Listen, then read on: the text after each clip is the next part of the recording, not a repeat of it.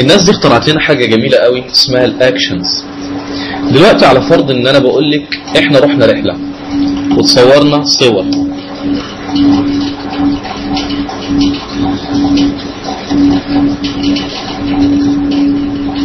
دريم بارك مثلا، ودي كلها صور الرحله. طبعا الصوره الواحده اما نفتحها نلاقيها كبيره جدا، الصوره كبيره، فانا عاوز اصغر حجمها. الصور مثلا كلها كانت الكاميرا اللي معانا مثلا وحشه، والصور كلها بلا استثناء غامقه، فانا عاوز امسك الصور كلها افتحها. احنا لو عاوزين نفتح صوره زي دي بنعمل ايه؟ هنروح فاتحينها اوبن خلاص، ومن قائمه ايمج ادجستمنت نقول له ايه؟ كيرفز، ونفتح. طيب هل كل صوره هنفضل نعمل فيها الموضوع ده؟ من مثلا 100 صوره مثلا معانا من ايمج ايدك توجعك. لو عاوزين نعمل زرار اتك عليه ينفذ لي مجموعه من الخطوات، وهو ده الاكشنز. وزي ما انت شفت الصوره كان حجم ايه اللي فتح ده؟ اتكيت على حاجه شوت كات اكيد فتحت. المهم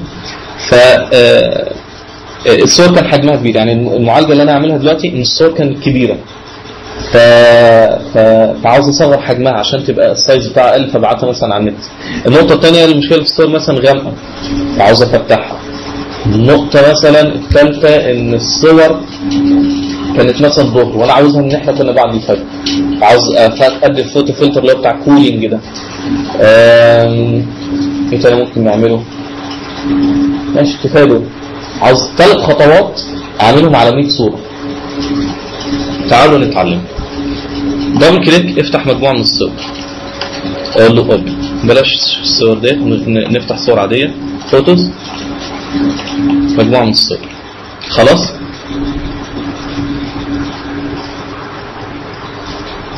على فرض الصور دي بحجم واحد مثلا يعني، وعاوزين دلوقتي بدل من ايمج سايز كان حجمهم كلهم مثلا 15، فانا عاوز اخليهم حجمهم 5 بس، عاوز اخلي الصور دي كلها حجمها 5.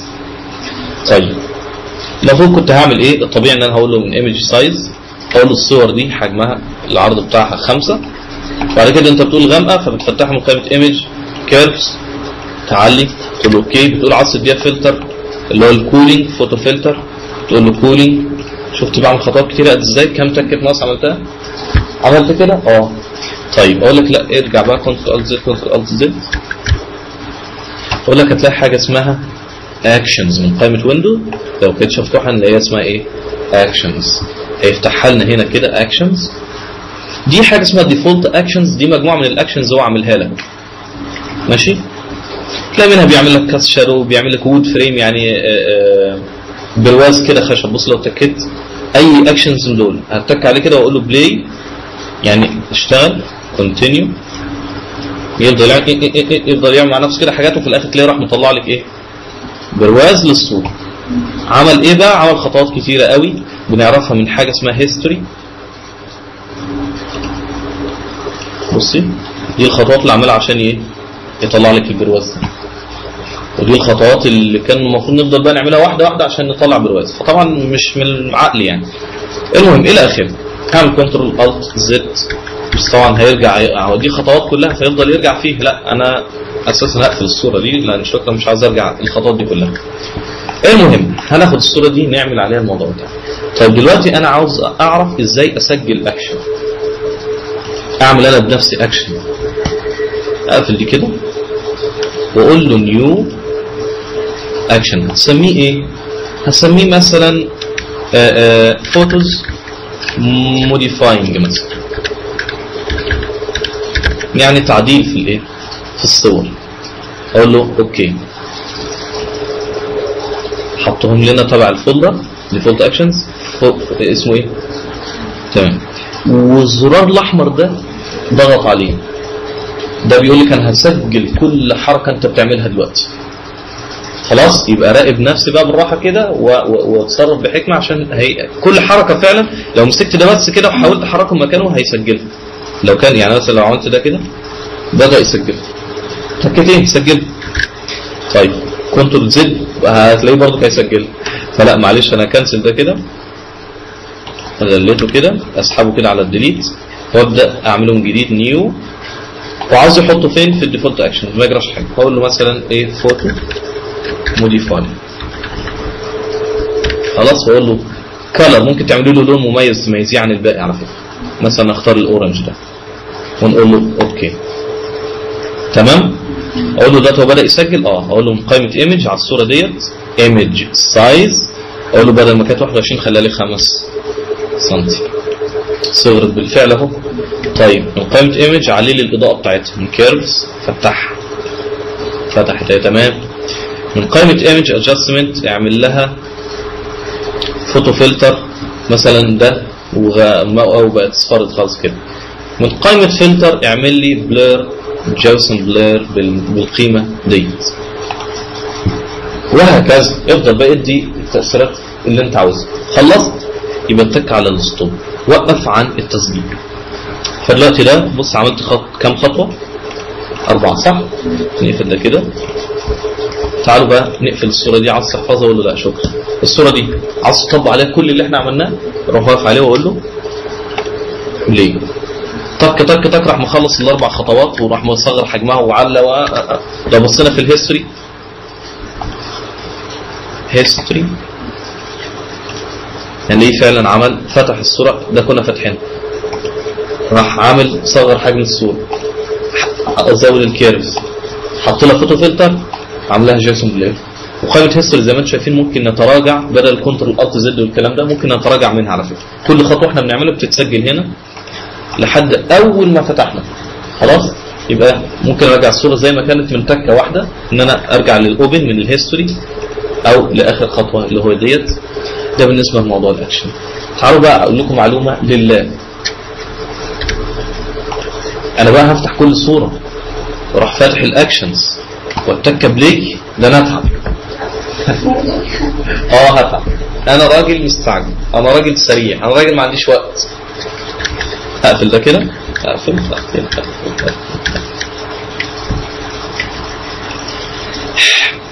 تعالوا بقى نعمل اكشن جديد. ديليت ده. يس. نيو صوره. بلاش بقى نفتح صوره عاديه، قلت لكم الصوره دي نعمل عليها بس ايه نيو اكشن كده، ونقول له مثلا باسم دومين. ايه مالك دومين. خلاص.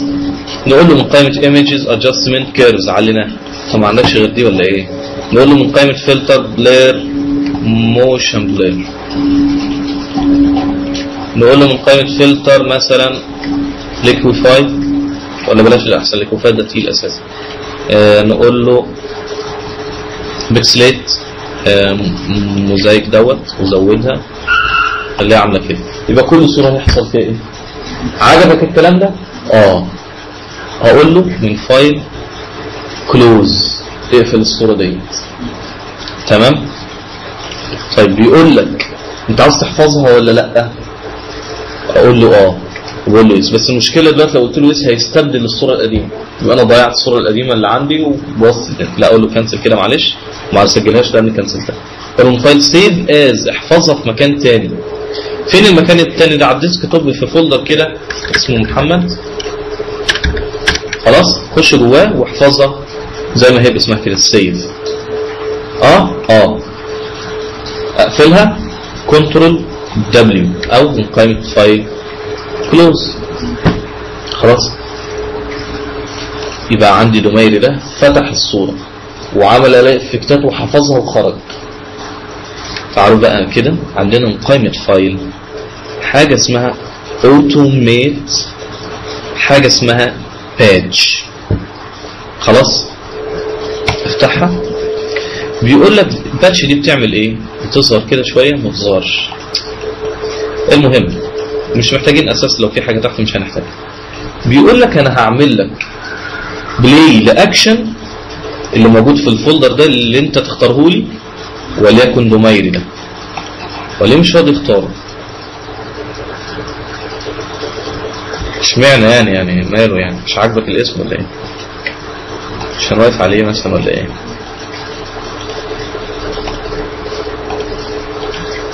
لا حول ولا قوة الا بالله. ايه الحكمة؟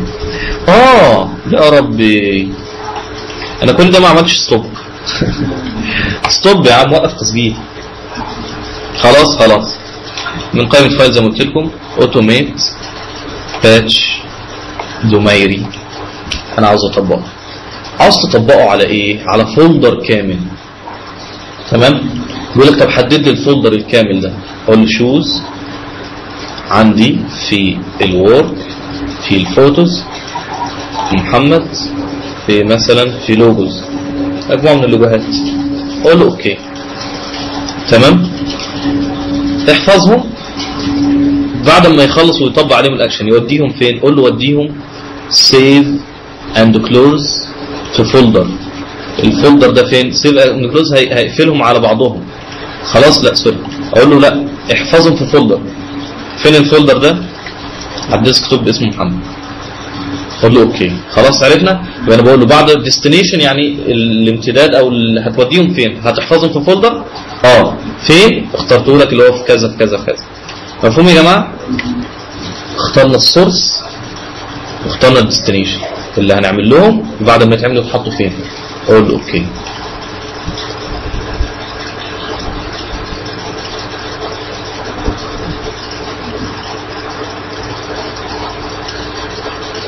المفروض لو كنت في يجي 100 لوجو حتى لو 100 لوجو ما يهمنيش. وهو بعد ما يخلص مع نفسه كده انا اروح على الديسكتوب، هلاقي الفولدر اللي انا عملته اللي اسمه محمد، اخش جواه. تخيلوا عمال بقى بيحفظ الصور تزيد تزيد تزيد تزيد. شفتوا؟ سهلت عليا. خدت فولدر كامل ان شاء الله يكون فيه 200 صوره وعاوز اطبق عليه نفس العمليه. عرفنا يبقى سجل اكشن وشوف عاوز اعمل فيه ايه واحفظه من قائمه فايل اوتوميت باتش. خلاص هو خلص كده خلاص. شوفوا عمل كام صوره؟ 21 صوره. 20 يعني. بصوا كلهم حصل عليهم نفس الايه؟ التأثير. حلو جدا التأثير دوت. معلومة يعني ممكن تكون نادرة شوية. باتش. خلاص كده يا جماعة. وبهذا لا ما هوش هو بهذا لسه شوية. عملنا اي حاجة، عملنا اي تصميم، عملنا اي بتاع، عدلنا فيه ماشي. عاوز احفظه قائمة فايل سيف از. تحفظه فين وباسم ايه؟ على الديسكتوب او ماي كمبيوتر في الجرافيك. سهلة دي. تحفظه باسم ايه؟ باسم محمد. تمام؟ ايه؟ امتداده ايه؟ تعالوا بقى نتكلم شوية على الامتدادات. اولا في امتدادات لا تفقد الملف اي شيء من جودته. الملف يفضل بجودته زي ما تكون شغال عليه بالظبط. تمام؟ وده بنستخدمه امتى؟ اما اكون انا راجل مثلا مزاجي عالي وعاوز مثلا بعمل صوره اللي هي شخصيه مش عاوزها تقل ولا اي حاجه من جودتها. الحاجه الثانيه مثلا بعمل شغل بروشور او كده عاوز يروح المطبعه يطبع، طبعا مطبعه وطباعه يبقى لازم هاي كواليتي.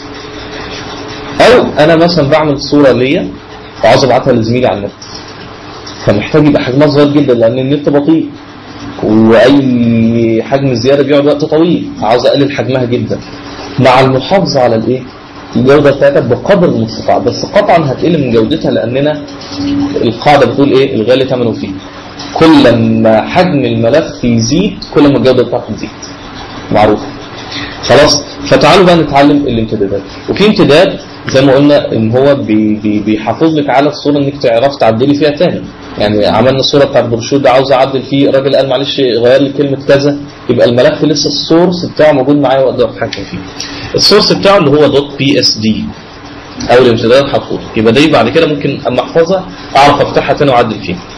الامتدادات بقى اللي انا بقول لكم عليها بعد كده عندنا GBG اهو. ده امتداد حلو قوي للصور خاصه على النت.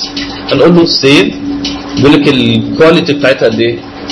يقول لك والله لو ماكسيمم اعلى كواليتي هيبقى حجم الفايل 57 ايه؟ كيلو. طيب لو ميديوم ب 34 كيلو، هاي 39، لو بقى 33. شايفين القاعده؟ وطبعا السهم ده عمال يرجع ويقل. فزي ما بتحب الكواليتي بتاعتك والسايز بتاعك تقول له اوكي. خلاص بيحفظها. من قائمه فايل سيف از في امتداد اسمه PNG. الPNG ده يدعم حاجه اسمها الالفا او الشفافيه. فاكرين لما كنا مثلا لو شغالين ده نحوله لير عادي كده ورحنا جايبين دي كده وعكسنا التحديد كنترول شيفت اي او من قائمه سيلكت انفيرس وديليت، ده المربعات دي قلنا بتعني الالفا او الشفافيه، عشان بعد كده لما اشتغل على برنامج الافتر افكتس ودي الناس بتوع الافتر افكتس تعبانين. ليه؟ جايبين لي صوره كوره وخلفيتها سوداء، ازاي تتفصل؟ اقول له معلش دي بناخدها في الفوتوشوب. عاوز صوره شخص مفصوله معلش في الفوتوشوب. شفت اهميه البرنامج؟ حتى الناس اللي خدت مونتاج تعبانه ان هي ما تعرفش فوتوشوب، لازم يعرفوا فوتوشوب، قلت لهم لازم تاخدوا كورس فوتوشوب. المهم الصوره دي بعد كده لو خدناها حتى في الفوتوشوب بعد كده نيجي نحطها اللي هي بتتحط كده من غير ايه خلفيه اللي كانت حواليها. تمام؟ الامتدادات اللي بتدعم الشفافيه قلنا لمين؟ البي ان جي. تعالوا كده نحفظها على الديسكتوب باسم ايه؟ مثلا الفا بي ان جي. اوكي. تعالوا كده لو قفلت الملف ده وجيت فتحت اي حاجه تاني وليكن اي صوره، مثلا الصوره دي رب تكون كبير ماشي. لو فتحت الصوره بتاعتنا اللي احنا حافظناها على الديسكتوب اللي اسمها الفا، جيت حطيتها معايا كده بالموف، بصوا. طب تخيلوا نفس الصوره اهي لو حفظتها من فايل سيف از على الديسكتوب جي بي جي، خلاص قلت له سيف واعلى كواليتي سيف. تعالوا نفتحها اهي الفا كابي، افتحها احطها. عرفنا الفرق، عرفنا الامتدادات التي تدعم الشفافيه. قلنا الايه بي ان جي، طبعا البي اس دي قطعا بيدعم، لكن البي ان جي بيفتح بالاكادسي العادي وبيفتح بالبراوزر العادي، وينفع تحط برامج زي الوورد وبتاع بيشتغل معاك كويس. تمام؟ التي اي اف ده قلنا اللي بنحفظ بيه لما نكون رايحين ايه نطبع، وبنشيل اللايرز دي عشان ما يحفظوش كلايرز، الراجل يطبع على طول. مفهوم يا جماعه؟ ده كل حاجه. في بقى امتداد انا ما اعرفهاش، يعني في التارجت ده برضه بيقولوا عليه حلو. يعني ما اعرفش، في امتدادات يعني تشتغل مع برامج معينه الى اخره يعني، لكن انا قلت لكم اشهر الايه الامتدادات اللي عندنا. خلاص، وبكده نكون خلصنا كورس الفوتوشوب. كل سنه